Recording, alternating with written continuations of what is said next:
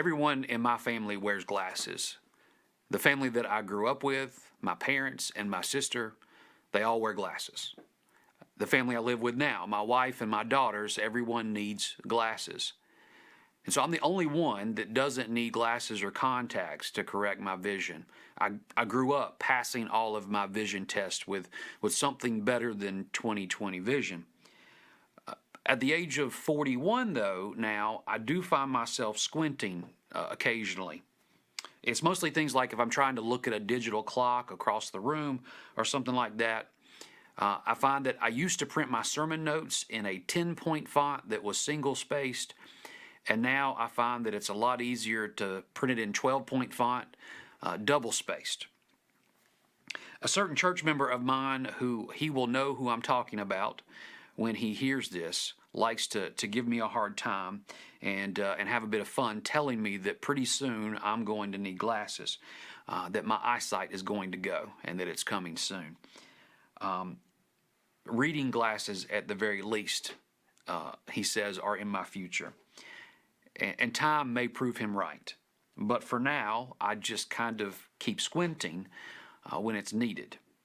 And the reality is, squinting is actually effective. Squinting is simply, the muscles around your eyes squeezing on the eyeball a little bit and temporarily changing the shape of our eyes and changing the focus point so that we can see just a little bit better. And so squinting literally helps us see better and to see a little bit farther. Squinting is a lot like hope in that way. Hope allows us to see a bit better, a bit farther down the way. The writer of Hebrews tells us, faith is the assurance of things hoped for, the conviction of things not seen.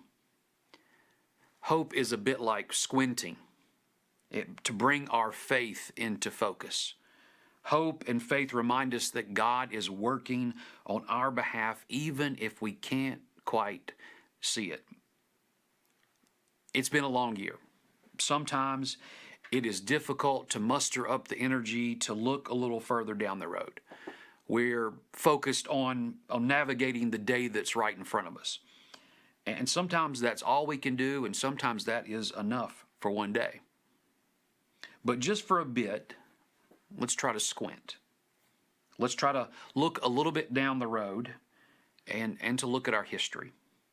The wandering Israelites did a lot of looking ahead and looking back.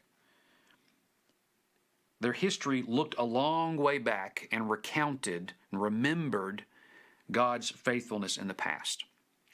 At Madison Heights Baptist Church, we are studying the patriarchs right now.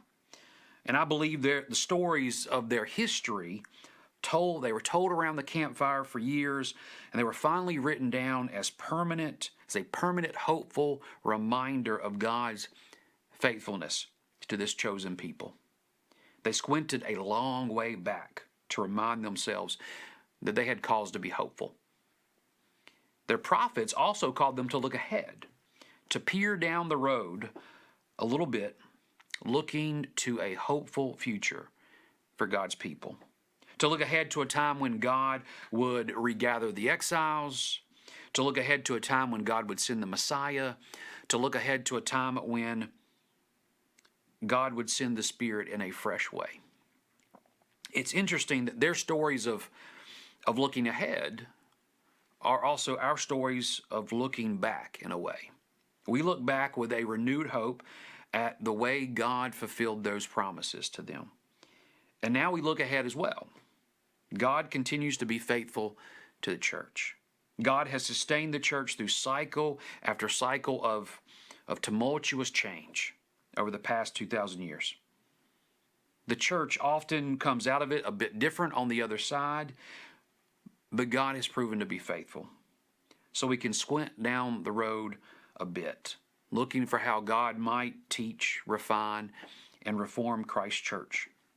God won't abandon us. And I suspect if we squint a little bit, we might just see a little bit of it. God bless you.